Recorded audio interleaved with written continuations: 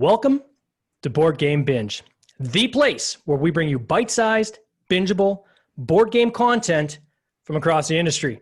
I'm your host, James Staley, and in this episode, we're chatting with Andrew Bickett, entrepreneur, writer, game designer, and founder of Atheris Games. Andrew has worked 6 Kickstarter campaigns, which combined have raised over $100,000, and he's consulted on a multitude of others. He'll be launching White Elephant and Ruins of Mars at retail near the end of this year. Andrew, welcome to the binge. How are you, my friend? I'm doing all right. How are you? I'm doing great. Thanks for coming on. It's always awesome to get developers and publishers on, and you're kind of a little bit of everything, right? You're I would say now a publisher, but you start off as a developer. Yep. So I kind of went the traditional path of I had a game and was like, oh, I should just make this game idea, and invested far too much money into artwork and never made that game.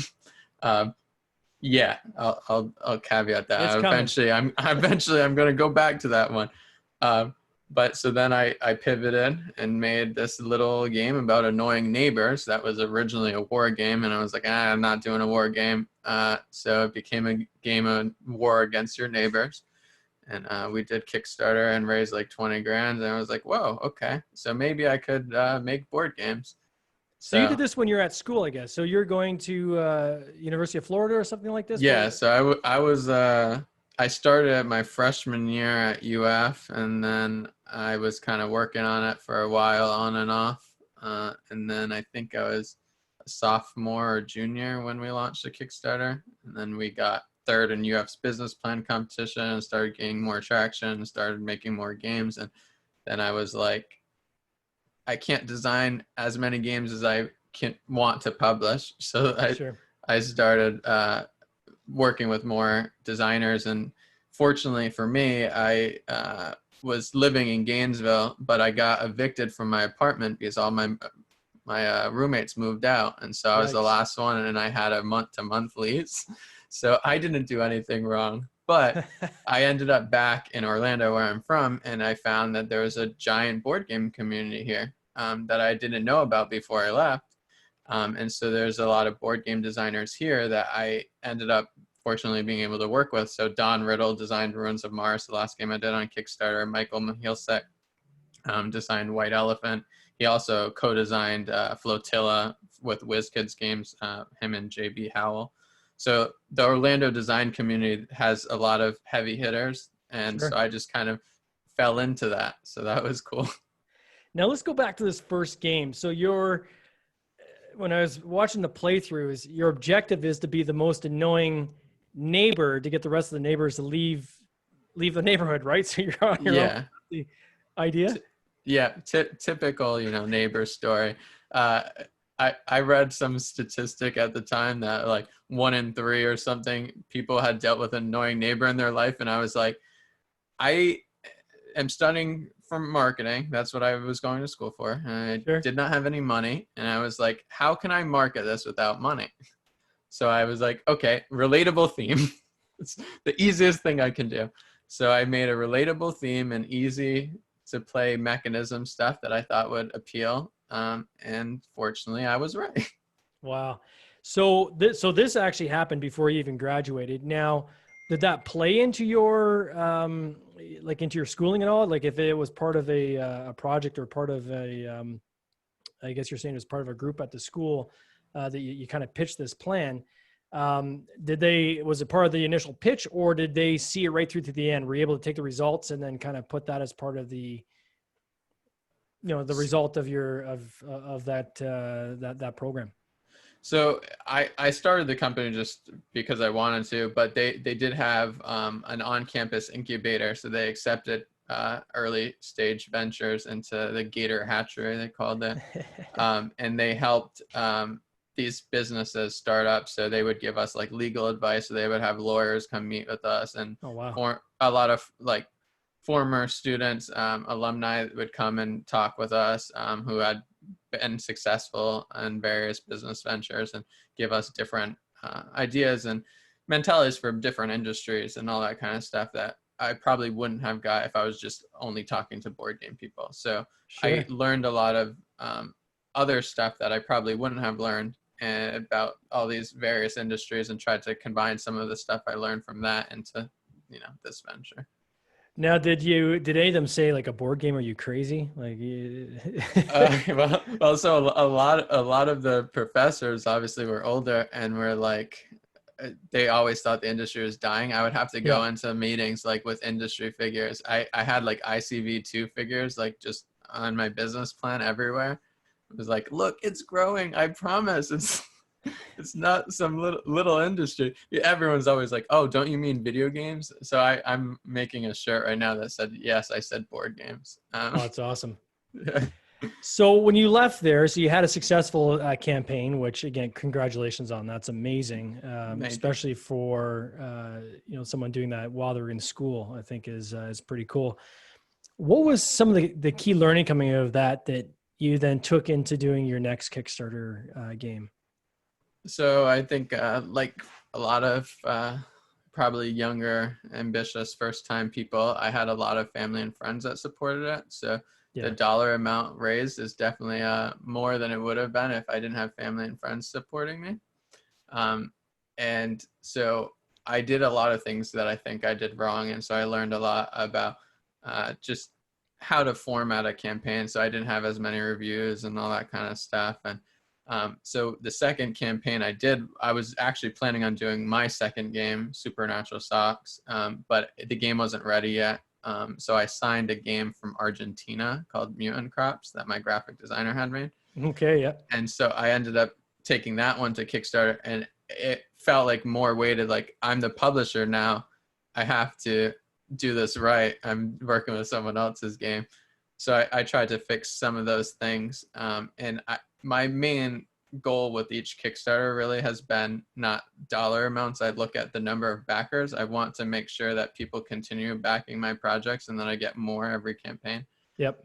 So obviously when you have friends and family, they'll be great for their first campaign and then they don't care anymore. Like, you've done that before. That's done. So they didn't care, but some people who had played Cul-de-sac cared and liked it and wanted to buy my other stuff. And so they fortunately did. And so Mutant Crops had more backers than Cul-de-sac, and then Supernatural Socks had more backers than Mutant Crops. And then Ruins of Mars like doubled my backing numbers of anything I've ever done. So it keeps increasing, which is good. So how have you carried some of these people over? What are some of the tools you've employed to take some of these backers you had from your first game, get them to come into your second game, third game, and so forth? I think a lot of it is that I'm very open and honest, and I post backer updates very regularly and show backers how much I appreciate them. And I think a lot of times people will support projects on Kickstarter and the creators will just kind of go dormant and forget that these people gave them money and helped support them. And I try not to do that. Yeah. And so I think that people find that authentic and that people like me because of that, hopefully, for the most part. And so I think that's been the biggest thing. I think people have played the games, really enjoyed them, and liked our communication and how we've treated them as backers. And so they come back. So when you were starting off as a student, obviously resources are even more limited. I mean, you had the resources of the business school, obviously, that part helping. But in terms of the actual financial resources, so how did you pull together things like the artwork? Because the artwork was very good. I mean, I really liked the design and how you kind of created it. Did you pull in favors? Did you hire somebody? Did you do it yourself? What was the kind of the process of bringing that all together? So I did a lot of no things. So one, I found an artist I really liked. I looked for people on Behance that had art styles similar to what I knew I wanted to go with the art direction. And then I basically advised them that I was going to pay them way less than they wanted. But I start by telling them about the project. I would get them excited. And then one of them, Alan Orr, decided that even though it was a significantly bigger project than anything he had ever worked on, and it was way less money than he thought it should be, which he was probably right, he worked on it, and I didn't have the money. So I took out a loan and got a loan for the artwork for the first game, and the Kickstarter goal did not reflect me paying back that loan, obviously. The Kickstarter goal was just to fund the game, and I figured that the loan was on me at that point. I wasn't going to charge backers for that, and so we way overfunded, so I was able to get the loan paid and whatnot. But it was never really my goal. I just wanted to have something made and wanted to learn about the industry. And to me, it was like, I'm paying, thousands of dollars to go to school, and I can learn just as much from starting a business. So it was like an educational expense to me. I was like, worst case scenario, I lose money. It's not a big deal. Yeah, and I think a lot of, there's different ways to approach Kickstarter, right? You have some people that kind of, go for bust, on the first one. What I'm hearing from more and more developers I talk to or publishers, I'm seeing a very consistent theme where they're saying, use your first campaign to cut your teeth. And if you can, cover off your costs, if you can fund to a way you're covering off your costs, that's amazing, because you're going to learn so much that you can then take into your next campaign. On the other hand, it's always nice when you over deliver too, right? So I'm sure that was a great feeling to kind of go past your goal and be able to pay back some of these loans. Did you have extra inventory made at all? Like, what was the kind of the minimums you had produced? Yeah, so for Cul-de-sac, I ordered 1,500 copies, which it was way more than I sold on the Kickstarter. I had like 355 backers. I think I probably sold like 500 copies. So I had like 1,000 extra made. I've since sold 99% of them. I have like a few here and there. Mainly conventions, and I had someone else selling them at conventions for me for a while when I wasn't able to attend, and they do well at conventions because it's a light, simple, cheap game. Easy to show somebody, demonstrate really quickly, and so forth. Yeah, exactly. So that one I printed more of. I printed less of Mutant Crops. I tried the 1,000 just to see what would happen, because I didn't want to get stuck with stock forever, and then I sold that like immediately. So I have very, very few copies of that left, like floating around various places. So is there a plan for these games to kind of go into the abyss of history, or are you going to do some reprints, or kind of what's the plan on those games now that you've kind of burned through all of your inventory? I was always planning on doing another run of Mutant Crops, but the designer actually found another publisher that was interested in it, and I think it will be better for the game. So I was like, that's better for you. You go do your thing. Sure. And then Cul-de-sac, I don't really plan on doing anything with, but I do want to use the artwork for something else. I am doing comic books and graphic novels and novels and whatnot. And I think that the art direction and the theme could really appeal to that kind of medium and project. So. That's cool. And so this new game you have, Ruins of Mars, can you tell us a little bit about this? Now, I know it was on Kickstarter, funded. I think I've got almost $22,000 you hit. So you funded. Congratulations. Yeah. I think it was over 500 some odd backers. I can't remember the exact. Yeah, we had just over 800. Oh, 800. Okay, wow. Yeah. That's a lot of backers. It was good. I was trying to go for 1,000 with very little marketing. So sure, always want more, right? We always want more. Exactly. I was fighting for that, but 800 was a respectable number. I was like, wow, I've done significantly. I had never done over 500, so it was like a big jump from my previous campaigns. And this is a game that you're publishing, right? So so this was designed by a local designer, Don Riddle. And it is basically a game where you're trying to learn about Martian civilizations that are long dead. So you're discovering their different technologies and whatnot and deciphering their languages. So you're trying to learn these different, so it's like a metropolis.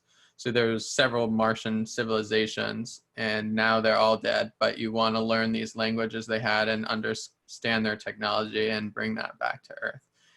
So in the game, you're basically getting these technologies, moving up these language tracks, which kind of is like a race to the finish line. The last spot can only ever have one person for each language track, so you're trying to race to that last spot.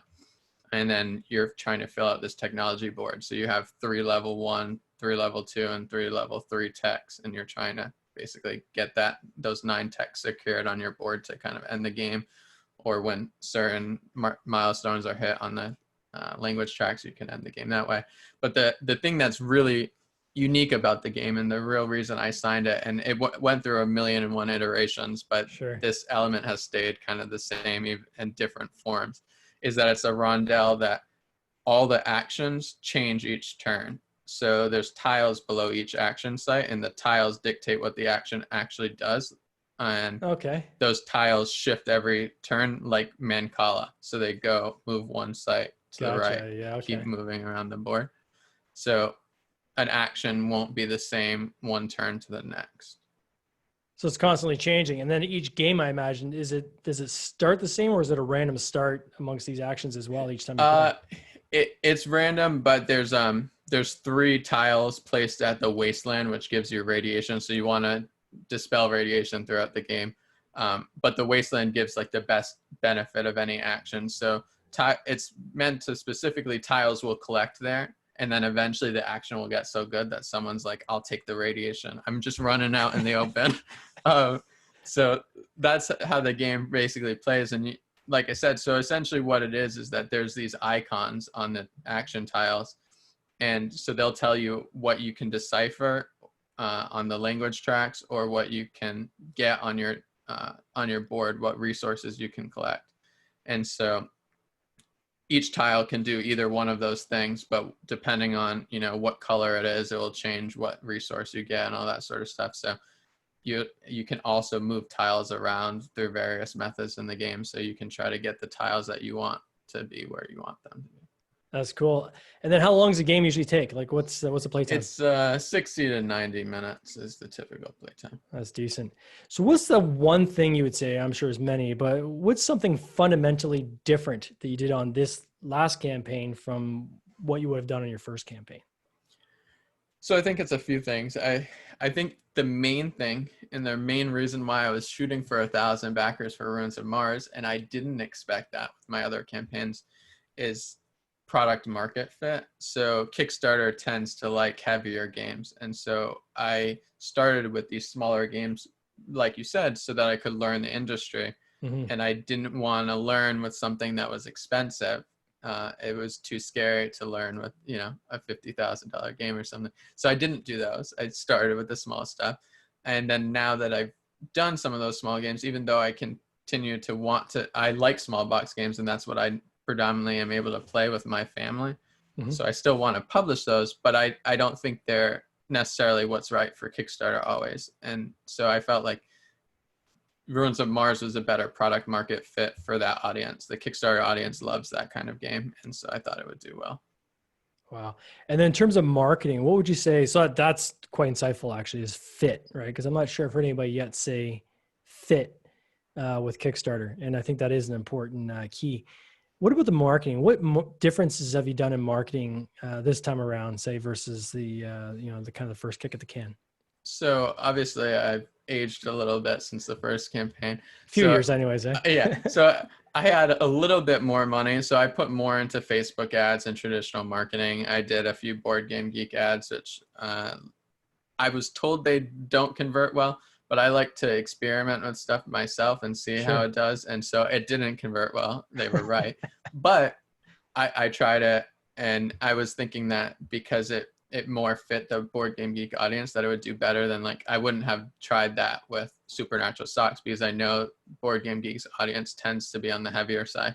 Yeah. So a lot of my marketing is strategic on whatever the specific product is. So Supernatural Socks, I honestly didn't do a lot of marketing just because I was like, okay, I'm going to make this weird game about lost socks. I honestly don't know if anyone is going to back this. So I was like, this one I'm probably going to put less into and just see how it goes. And then it started doing better, and I started picking up the marketing more once I realized that people were interested in it. But it was more of a risk probably than a Martian themed game I kind of knew was going to sell. Oh yeah. Well, everyone loves Mars. Who doesn't, right? So of all these hats you've worn now, right? You've wore the developer, the creator, the publisher. Which hat do you enjoy the most? So I definitely like being a publisher. I think it really depends on the day. So I've always been entrepreneurial. I've always wanted to start a business, and I've always told people, if I didn't start a board game, I'm not like most designers that like start a company and they're like, I would never run a business, but no publisher will pick this game up, or they won't do it the way I want it to be done. I wasn't like that for me. I knew I wanted to start a business, and it just happened to be a board game company I started. And like we've talked about a little bit, I'm doing comic books and other stuff as well. And I actually sell fruit trees, and I have other business stuff that I do. So I was going to be an entrepreneur no matter what. And it just happened that I fell in love with the industry after doing the first Kickstarter. I started meeting people like James Hudson, and everyone was so cool and helped me so much. And I was like, I'm used to seeing like my family had been in industries that are like super cutthroat. And so it was interesting to see an industry that like my competitors were advising me and helping me. Like I called one of the heads of IDW, and he talked to me for like an hour. And I was like, what big company? Could you just talk to the owner? It's like, what is going on here? Why is this guy talking to me? Well, and that was while I was still in college. So I was like, this is super helpful. I don't know how this happened. But I had a lot of people that just helped me like that. And I think that was the big reason why I kind of got into the industry. And I think that if I had to pick one role, honestly, I'm a writer, like first and foremost. And then all my games that I design are based on stories I wrote that I thought just worked better in this medium versus another medium. Sure.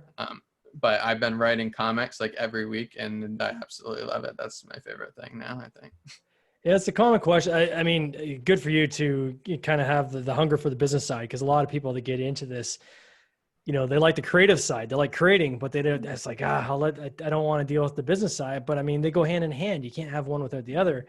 But it's kind of like asking an artist, you know, which hat do you like better, selling other people's art or painting, right? Like it's tough. So good for you to kind of have a hunger for both. I think that's awesome. So you've now gone full publisher, and not just publisher on Kickstarter. You go straight to retail, is what you've kind of said in the back half of this year, with your next, obviously the Ruins of Mars, as well as the White Elephant title. White Elephant did not go to Kickstarter, so this one you're just taking straight to retail. What led to that decision? So a lot of my smaller games have raised an okay amount of money on Kickstarter. But Kickstarters are a ton of work and logistics. And so I could do a Kickstarter for White Elephant. I definitely could have. And I think I probably could have raised $10,000 to $20,000 and been good, and funded everything. But then that would have meant me shipping to each individual backer, and the additional shipping and whatnot of shipping the game at a different time. Whereas if I went straight to retail, I am able to manufacture it right now. When Ruins of Mars is in manufacturing, so they're going to ship together. So there's obviously economies of scale and whatnot related to that. And so I felt like it was better to forego a smaller project and focus my energies more on bigger stuff, and just go straight to retail with this. I think that the game really fits the retail audience a lot better too. It's a silly card kind of drafting game where you're basically picking cards from the center of the table, and you want the lowest number of points. So each card has there's several suits of different elephants, and then they have numbers on them, and you're trying to get the least amount of points. But if you take too good of cards, the next player is going to steal your gifts, and then you have to pick something else from the pile. So it's kind of this trade-off where you want to try to be in the middle, but if you're in the middle, then you won't win the game. So you're trying to maneuver it. And then if you have the most of any set, you have a collection. So if you get a collection of those cards, instead of worth a point value on the card, they're each worth 1 point. So that gets you to say, all right, well, maybe I can take this high number of this because I'm going to get that collection. And so then people aren't going to steal from me. So I can get a 0 in this one other card, and it's really only 1 value to me, but everyone else, it's worth way more points, and they don't want points because they want the lowest number of points. So they're not going to steal that from me. So you kind of do that as the game progresses, and it's a fun little 20 to 30 minute card game. And I think it's going to do really well with holiday sales. And that was another like big strategic reason for it, is if I did Kickstarter, I would have been able to be in retail next year, but I would have pushed it a year back. And I've already kind of taken a while, and I felt bad for the designer. I was like, I'm going to get this out, man. I'm sorry. So have you approached retailers already? Do you have pre-books, or what's kind of the plan to kind of hit that season? Yeah, so I have Hit Point Sales does my consolidation stuff with retail. So I've worked with them since cul-de-sac, so they've sold all of my games into retail. So fortunately, I know that someone's going to be selling it, and so they've already started soliciting pre-sales with all the distributors. So how do you forecast your production for that, right? Because you can either under significantly or significantly over produce. How are you kind of finding that sweet spot for what exactly to manufacture for this upcoming season? So that one was very hard for me because I've never Yeah. done that, and I have zero data on anything for that. Yeah. So all I had was the existing sales data from my previous small box games and how many they sold. And then it's a lot of also like uncertainty right now with COVID. Like normally I would have more inventory for conventions, and I know that I'm going to be sitting on that inventory for longer than I normally would. But I'm ordering 1,500 copies of it, and that's typically around the range I order. Sure. And I felt like that range is fairly safe amount of money that I'll make enough money selling the amount I think I'm going to sell into retail that it won't matter that I'm sitting on the rest of the stock for a little while. But yeah, I mean, so much uncertainty now. It's really, really super hard to forecast anyways, but without data, it's impossible. I don't know how to do it. So. Well, it's certainly going to be a good learning, right? So Yeah. being the first one, you'll have a lot of data for the next one. And I think 1,500 seems like a pretty safe, conservative number. So you're not sinking too much resources into the production, but still gives you enough copies that you can get it out there. So Yeah. Where do you go from here? What's kind of next on the horizon for you? You've talked about the comics, you talked about the graphic novels. Are you going to keep publishing games or develop some, or what's the plan? All of the above. So our next Kickstarter is actually going to be for I'm doing more board game merchandise. So I told you cool. about the shirt idea I had. I'm making blankets with board game inspired designs. So that's my next Kickstarter. And then I'm doing a few comic books that are coming up, and I'm trying to create a multimedia kind of entertainment company. So I'm trying to write comic books that I'm also going to design games within the same universe. So I'm trying to have multimedia entertainment properties. Wow. And so how long is the horizon for that? Because that seems like that's something that's going to take a while to kind of a put few together. years out. Yeah. I've been following Source Point Press, and Deepwater Games are owned by a company, Oxide Media, and they're just starting to do it. So I've been talking with the owner, Nolan, about it and kind of trying to follow their blueprint, essentially. So it seems to be kind of the next hook, I guess, and you're seeing more of these on Kickstarter as well, where you'll have, the graphic novel side, and then it ties into the game. And then that also allows for expansion for stories that you can say, okay, now the next story we're going to use as kind of the volume 2 or the expansion of the game and so forth. So that's pretty exciting. So it sounds like you're staying on trend and keeping your eye on what's up and coming. So I just want to thank you for coming on this podcast. This half hour goes by laser fast. But I want to wish you all the best for you and your endeavors. Anybody that is looking to find these games in the fall, how best do they either reach out to you if they have an idea, or if they want to kind of look up and investigate some of your games, how best do they find you? So I'm on all social media as Atheris Andrew, Atheris. All of our social media for Atheris is Atheris Entertainment, Atheris Games, Atheris Publishing, any of those. And then my email is andrew@atherisentertainment.com. So if they want to email me, if you have a game idea you want to talk about, or if you want to talk about writing or anything, feel free to email me. Awesome. Well, thanks again for coming on the podcast. I really appreciate it. Thank you. Take care. Cheers.